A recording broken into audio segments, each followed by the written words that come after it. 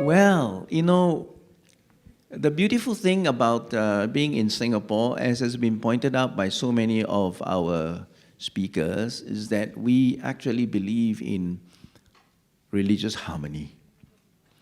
And when we come together to learn specifically about different religious understanding of the human life, the human soul, about God, about spirits, about rituals, about how to facilitate a smooth departure, you can clearly see that there are differences. Even in the idea of God or Godness or God consciousness, there are different understanding. The point here is not to say which understanding is more superior. The point here is not to debate that your understanding is right, my understanding is right, your understanding is wrong, my understanding is more superior.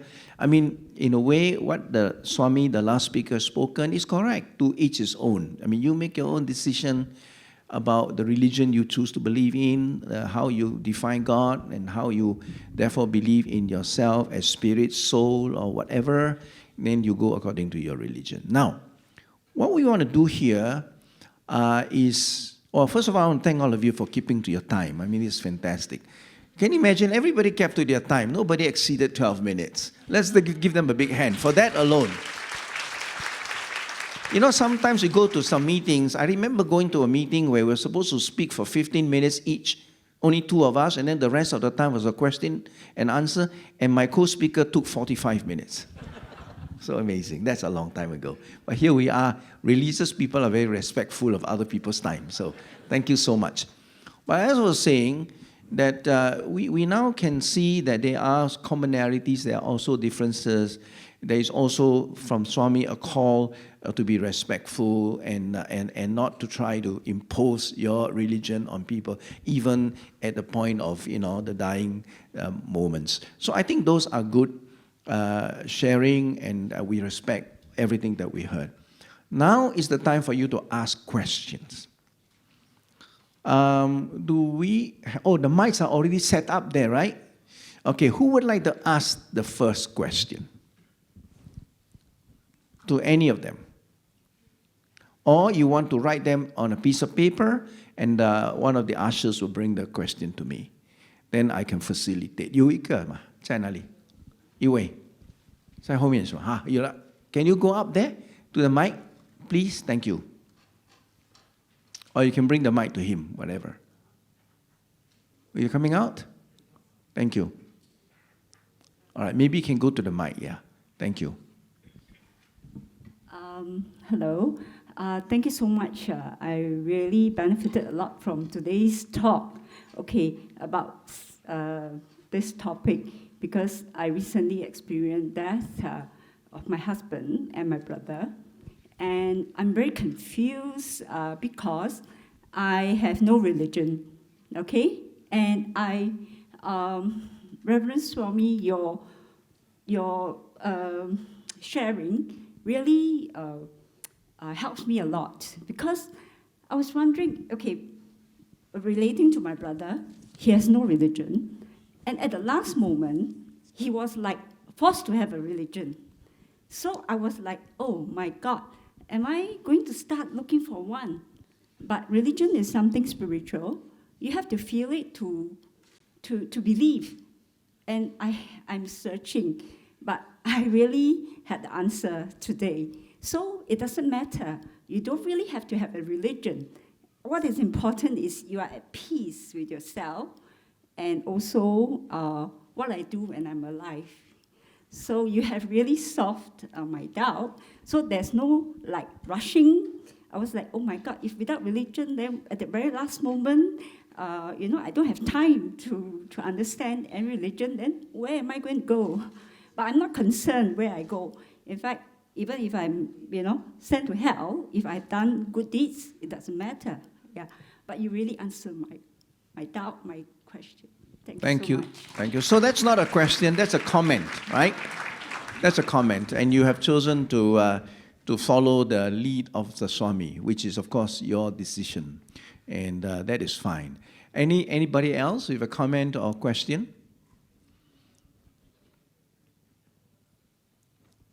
Anybody else? Can you raise a hand or can you pass the question to me? Yes. Anyone there? Yes, please.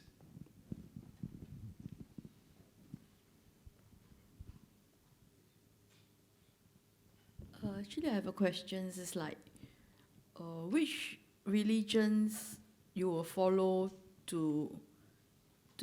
for the funerals? You follow the deaf people's religion, or because your family member will have many religions, so like and you have one members that will be helping out with the funerals. So I don't know which religions to follow, because actually in my family there are 3 religions. So it's follow the deaf or someone who's responsible for the funerals or what? Yeah. Okay, thank you so much. I think here I am going to ask, I tell you what, we'll start with Master Dong. Only 1 minute to answer the question. Which religion to follow? The one who passed away or the rest of the family? 这是一个很敏感的问题啊。但是我刚才已经说了，我们最好不要去你说你自己没有那个，可是家里人有3个信仰，其实就很难回答。但是我只能够，很难回答也是一种的回答。我只能够告诉你，没有宗教信仰，因为我们道家思想也好，佛家思想也好，儒家思想也好，我们相信一个东西，我们有一个业力。你不管任何的宗教，你不管跟着任何宗教，你其实都有一个业力在引导你走向应该走的地方。我只能够这样回答你。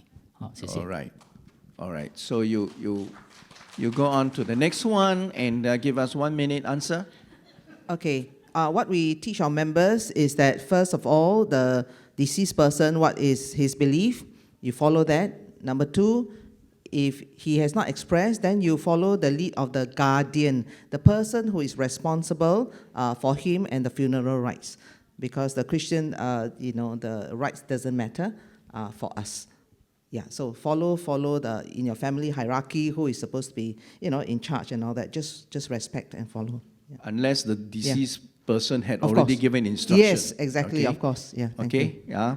Our Muslim scholar. For Muslim, I think we also respect individual choice. So for sure, the person who before they pass away, they already share their belief. If they have none, maybe, as you said, follow the families. Okay. Sister? We try not to create war at funeral. So you respect the person who have passed on. And if that cannot, then the family, give them the peace. Because for many times it is about respecting the dead and also respecting the living. But if there is a wish for the one who passed on to have the right that they want, I would follow the right, the respect of the one who passed on. If not, then, as the pastor said, the guardian, whoever, and make it a celebration of his life.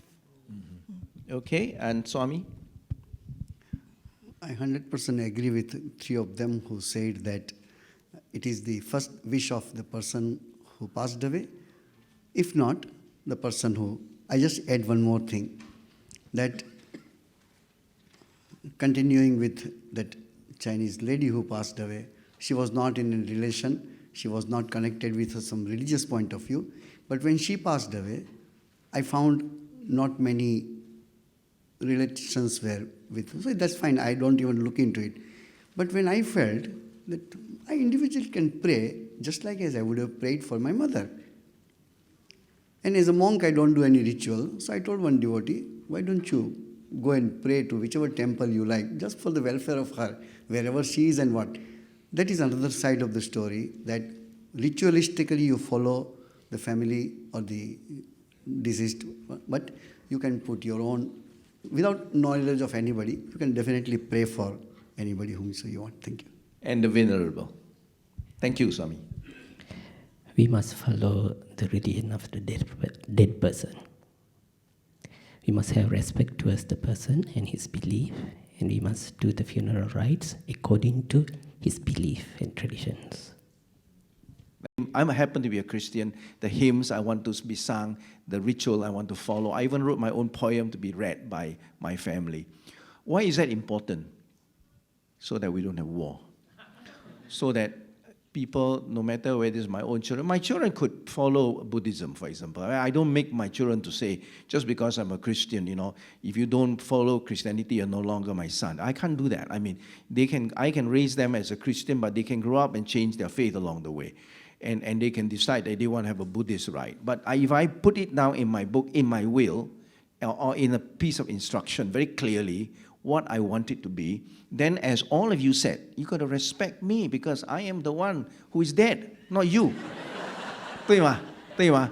Then of course, if I don't write anything down, then there will be a problem. Because then if you have 3 people in a family, 3 religion, 3 brothers or 3 brothers and sisters, 1 Hindu, 1 Buddhist, 1 Muslim, and then each of them say, I want it to be my way, then you have 3 funerals. And that's going to be very expensive too. See, so really, the wisest thing is to talk about it, tell your family clearly, if possible, put it down in some writing, even in a will. You can do that in a will. And then people know exactly what you want, right? So please, don't have war at the end of your life. That is why just now you talk about, legally and spiritually and psychologically. It's all true. Don't leave things in a mess. If you can manage your life while you are living, manage your death before you die. I mean, that's the truth. You can plan what you want it to be and how you want it to be, what kind of mess you want to leave behind. Don't leave anything behind. Don't let them have a hard time deciding for you. You decide. Okay, and this leads on to the next question. Question is, listen to this, very interesting question. Which is the best way to donate our dead body? Because I'm a green human being. I believe in the 3 R's. Reuse, reduce, recycle. Thank you. I love this. I love this. Today, we are talking about death in such an open, courageous manner, which is a very good thing. You won't even talk about how to use the body after it's gone. I mean, after the body is gone, but something else is not gone, right? It's moving on. But the body, the dress, the coat, whatever you call it, the garment is gone, okay? How are you going to reuse it? How are you going to recycle it? What is your answer? We start with our Muslim sister. I think she has a very different view from most of us. Yeah. Because Mufti, it has come up with fatwa, so we need to have a system from our Muiz. So any question regarding of this donation, we need to do a system from our big scholars. In other words, you can't just make a decision. Yeah, we can. Actually, we can, but we need to discuss further. Okay. Yeah. All right. And you, our reverend? Yeah, like what we say, we believe that dust goes to dust. So before it turns to dust, if you want to do something good, like helping others, please. I think that, there's nothing. So you can donate it? Yes, of course. And there's a way to donate it, by the way. You have read it in the papers. It's called the silent mentor. You can donate your body to the university to become a cadaver, and they can use your body for research, for teaching students. It's all up to you, including donating your organs and so on. We can actually do it. Yeah. Next one. 我们华人有一句思想说，有一句话说，一切都要回归大自然哈。那你看一些比较豁达的人说，死后呢，他希望说把骨灰撒在大地上面，撒在海洋上面。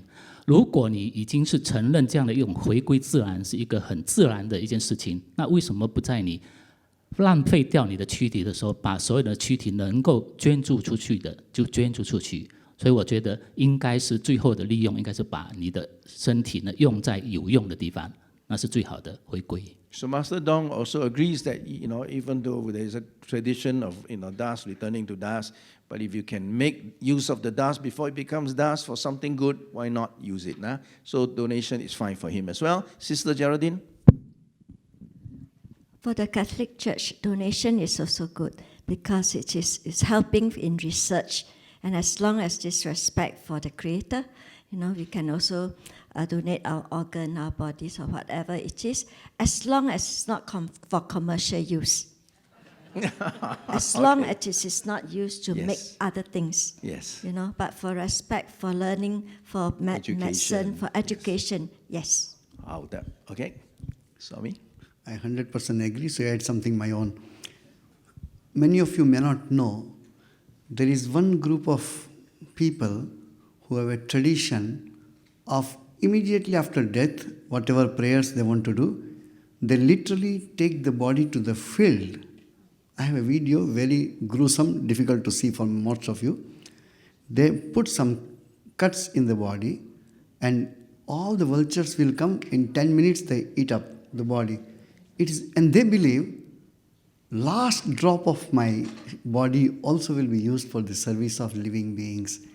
It's a very noble idea, but in the civilized society, they don't practice that. But the donating body for a better purpose, as sister told, not for any other wrong usage, but is good, is service to God only. Swami, were you referring to the Parsi practice? Parsi practice. You do, right? Yeah. Okay, that's a Parsi practice. It's called there's a word, the Tower of Silence or something like that, where they built the tower and then they put the body and they basically make it easy for the birds to consume the body. Yeah. Can I half minute? Yes, please. As just now, beginning of the program, you heard from Ms. Weichin that there are 5 basic elements by which the world or the universe is made. All the traditions of different religion believes that body is made of these 5.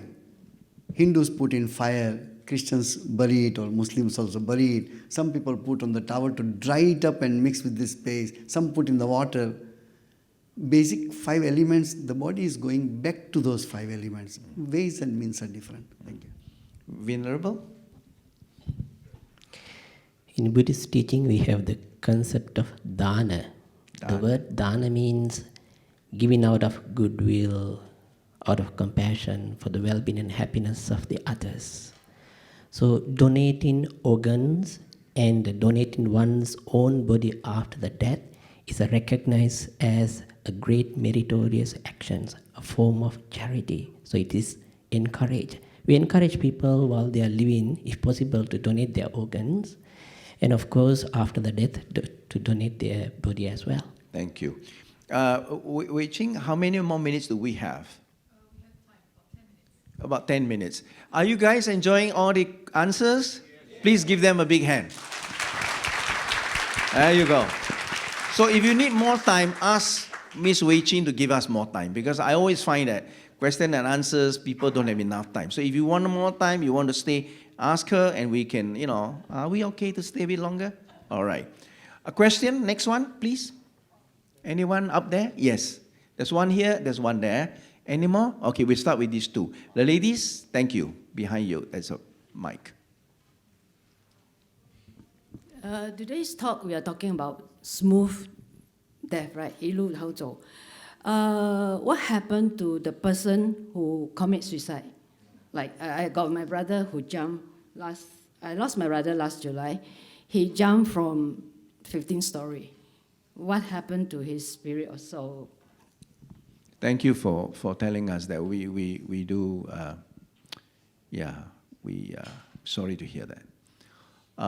But that's a reality. In fact, if you look at the statistics, young people, there is apparently an increase in youth suicide. And of course, for many years, we have senior suicide. These are realities that we face, in Singapore and in the rest of the world. And for many religious people, the question has always been, what if people commit suicide? If you believe in heaven, do you go to heaven? If you, does God punish you because you committed suicide? I mean, the law in Singapore seems to punish people who attempted suicide, that it is an offense to even attempt suicide. And the irony is that if you commit suicide and you're gone, the law can't get you. But if you try and you are not gone, the law gets you. So either way, it's just not. It sounds like something is quite wrong, yeah? So, question. We will start with Venerable. What is the Buddhist teaching on suicide and death? The suicide is always associated with suffering. The suffering is the first noble truth the Buddha declared. And the cause of suffering is also he is declared. So the Buddhists they train in themselves in such a way to get rid of the cause of suffering, so we will be peaceful here and now. So we see the suicide is another form of suffering. But of course, we need to address the issue before a person comes to that point.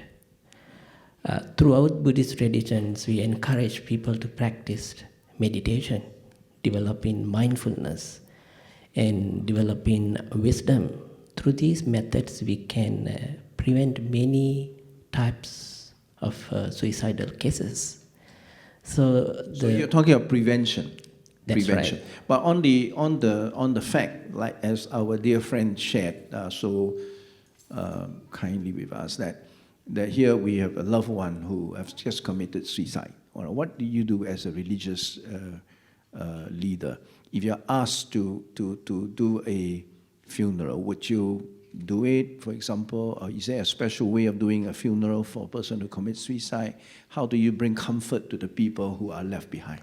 Well, for those who are committed suicide, as well as those who face the natural death, we conduct the funeral chanting and the funeral services. There's no any discrimination against suicide cases.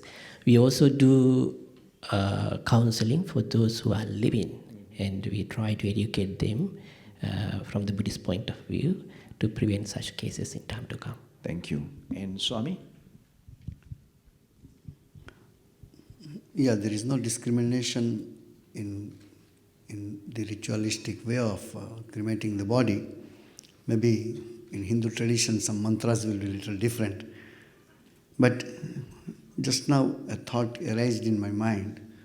Every suicide case which happens anywhere is a big blow to we all religious people, that we could not create enough shoulders to cry, that a person before committing suicide can have faith in some of us and come that, brother, sister, father, I have this problem. This is some suffocation, and hopefully by all our not only prayers but some of our positive efforts, we create, though there are many lines where people are welcoming this kind of calls and requests, but people don't go because of shame or fear or whatever. So that is preventive thing should be done, that in every religion, rather people will come forward and ventilate their suffering or emotion. I know there are so many problems, we cannot go into details, but we can create this shoulder to cry and give a solution. Thank you. Thank you. Sister Geraldine? Who are we to judge? Who are we to judge? A person who commits suicide is in a state of pain. And pain itself is pain. Nobody will be able to understand. So about soul and all these things, with my faith, my God is a very merciful God. He will still be in his embrace. Who are we to judge? And I share your sorrow. Thank you. Master Dong? 这个问题让我可以讲一讲那个鬼啊。我们说鬼哈，我刚才说它的魂魄的魂哈，魂本身是魄，特别是魄是白色的啊，一个白一个鬼对吗？就说鬼呢，基本上都是白色的，所以我们华人的鬼看到的鬼都是白的。然后一个魂呢是那个从云这边，所以云是会飘的，所以我们华人看到的鬼都是飘的，都是白色的啊。那只有一种鬼有颜色，就是厉鬼。厉鬼就是刚才讲的自杀的鬼，会青面獠牙啊。那还有就是说，有时候我们想说，这个人抱着怨恨去自杀，甚至说想说变成厉鬼，穿红色的衣服会变成红色的鬼。就不管这样怎么样，这个就是自杀的鬼魂呢，是他积了很大的怨恨在身上去死掉。那这样的话呢，我们刚才讲的那些伤魂气魄的安抚方法呢，更要加重去安抚他，才能够把他的怨恨去除掉。而且在山里的时候呢，华人有一个习俗说认为说这样的面容和自杀的人不允许人家来看他，因为人家一看他的话呢，会心生恐惧。心生恐惧的话呢，他死者本身也感觉到哦，我做这样的事情，你并不认同我，你恐惧我的那个恐怖的容貌，那他对他的这个死亡的过程呢，不那么平稳了，会有一些阻碍。好，谢谢。We have the Reverend. I think it's along the line with The sister, similar, yeah, huh? yeah, So no similar. discrimination, minister to them, and you don't Yes, judge. because God knows all things, He sees all things, even the motivations of our heart, and He's a merciful God. Yeah, and He will judge rightly, but with mercy. Okay, and our sister. Okay. In Islam, we are not allowed to suicide. But when I'm working with Club Hill, I noticed that the suicidal people attempt suicide because they are in pain. And there is a prophetic saying that the pen will be carried up. That means it will not be written on the sinful that they did because of they are unaware of what they are doing. So we can't judge, no discrimination. We can't judge what are the reason they did that. So it will be still things that we cannot discuss as a human. It is only God know what is inside them, what are the difficulties they are facing. So it is difficult for us to say that they will go to the hell or it's a sinful. It's only God can judge on that situation. Thank you. 好的。我们有一句话说：“身体发肤，受之父母。”是华人思想里面是不允许自己摧毁自己的肉体。那自己摧毁自己肉体之后呢，你的这个所谓的魂魄呢，是不能够安在你的宗堂里面，就家族的这种祀坛里面。所以自杀的人呢，必须要通过特别的方式，祈求祖先的原谅之后才能够进去。所以你尽量要告诉活的人是不要去想自杀了，那是很麻烦的事情啊。So Master Dong says that committing suicide in a real sense is also an offense to the ancestors because it is a wrong thing to do that you take your own life. So in order to be again part of the system, you really need to seek the ancestors' forgiveness, and therefore the best thing is not even to try, to commit suicide. My own view about suicide is no different from the reality that we all live in our own context of pain and suffering. The kind of things that affect us, whether it's a mental situation like what Club Hill is dealing with, that cause people, to be into depression. A lot of suicides are caused by depression too. I mean, a very rational, reasonable person. Our instinct of self-preservation is very strong. When we start to commit suicide, something has gone terribly wrong already.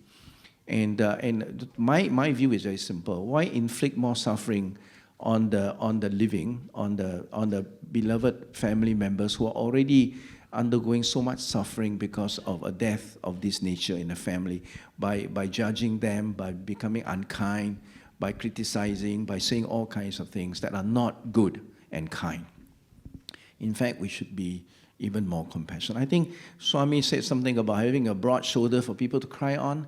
I mean, this is a kind of situation where, as friends, as religious leaders, as faith community, we should have broad shoulders for people to cry on our shoulders, rather than stand in judgment against people who have committed suicide. I find it very offensive when people start debating about whether a person who commits suicide goes to heaven or not. I find it very, very offensive because we are playing God. Only God knows. Why debate that? If you believe in heaven, believe in a good God. Why believe in a God that will exclude people, so just because they've committed suicide? So please, let's be kind. All right, any more question? Or do we have any more time, by the way, Wei Jing? 5 minutes. That means we have one more question. 最后. Yes, dear sister there.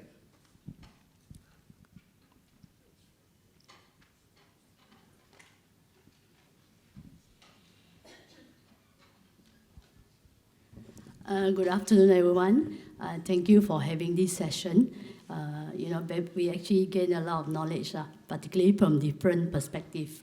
Okay, we talk about a smooth departure. What happens if someone is actually on life sustaining machine? Is this called a smooth departure? And if there is no advanced medical directive in place, what happens? If the children, they have different religions, different belief, should we actually just turn off the machine? So I would like to hear the insights from our honorable spiritual leaders. Thank you. That's a very good question, and a good question to end this session. I will now ask each of you, as you please, to jump in and try to take about a minute to give a response to that. Anybody want to go first? You want to go first? I think the verses of the Quran says, "Fas'alu an ahli zikri." So this we go back to the professional, doctor advice. We respect the family members. So this in the situation, we have to give the respect to the family members, and also asking those who are professional on this. Okay, next one. Anybody else?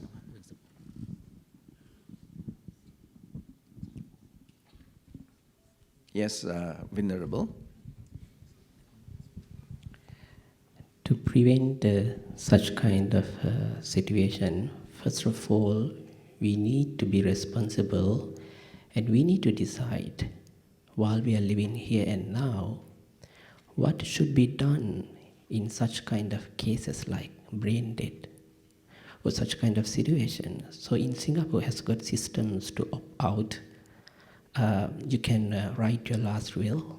So you can give clear instructions in such kind of cases, how what kind of decision should be taken by the family members.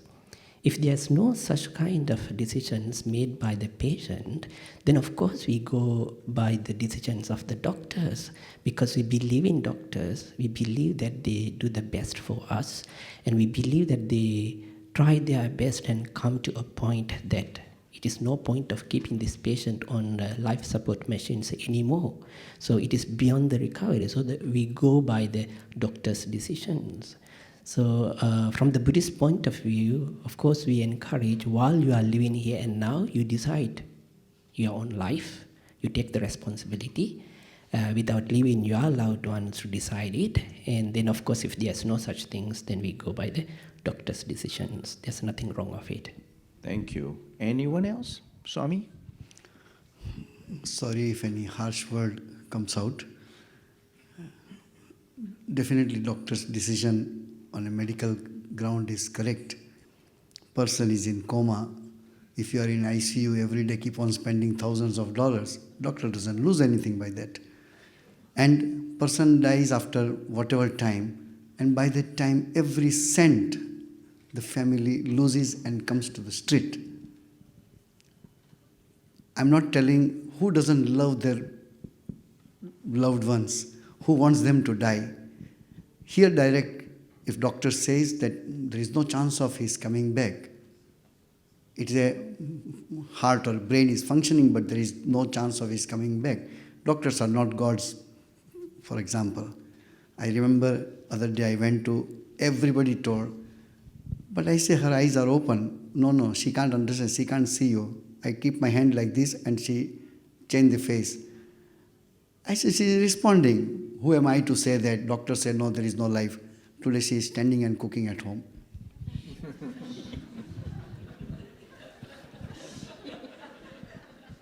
A miracle, right?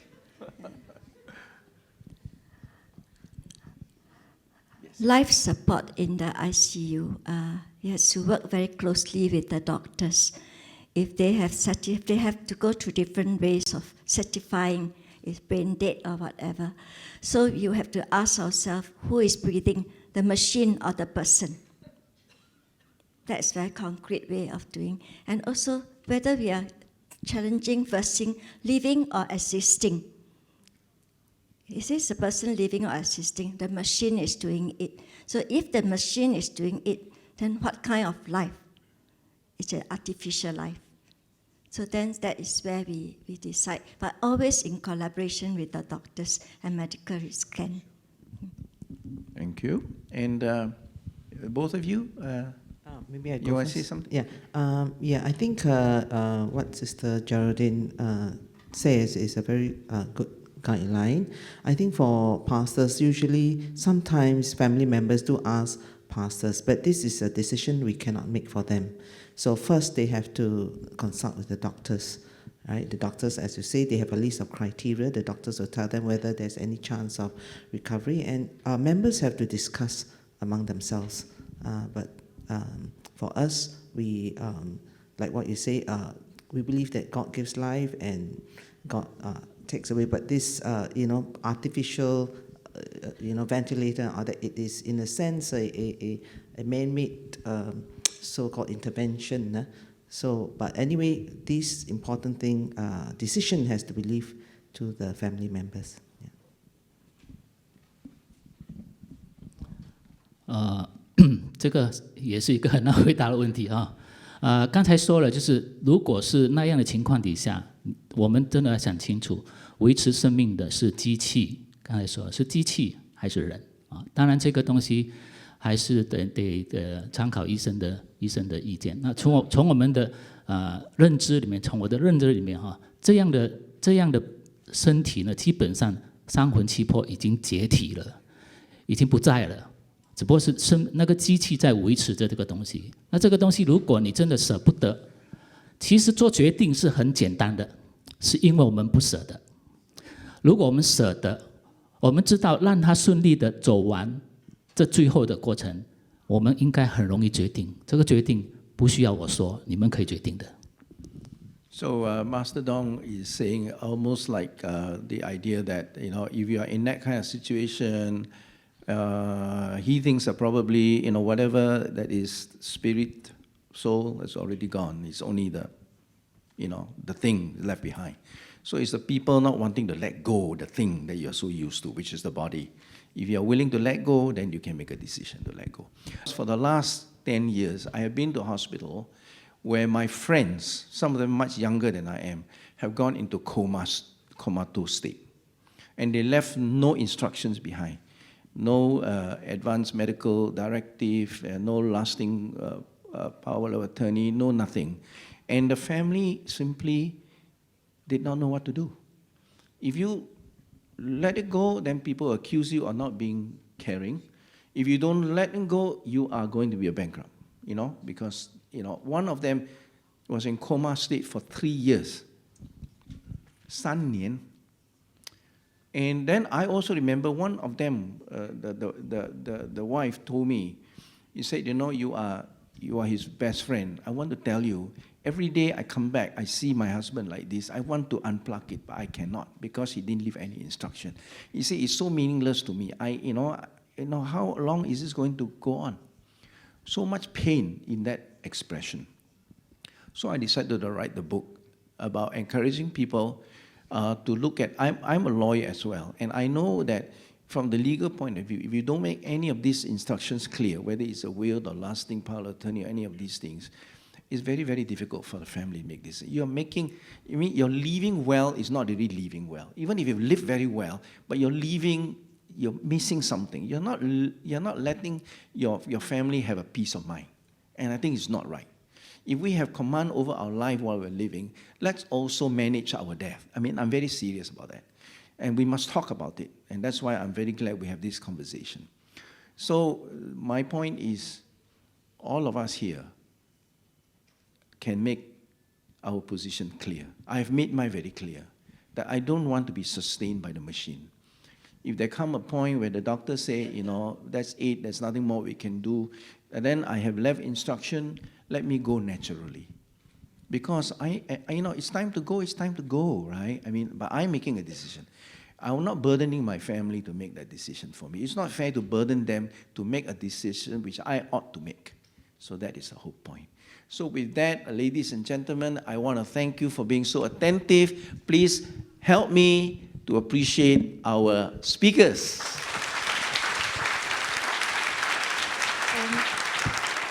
Thank you. Thank you, everybody. Can you hear me? Yes. I'm so appreciative of having met all these people, and give them a round of applause again, please.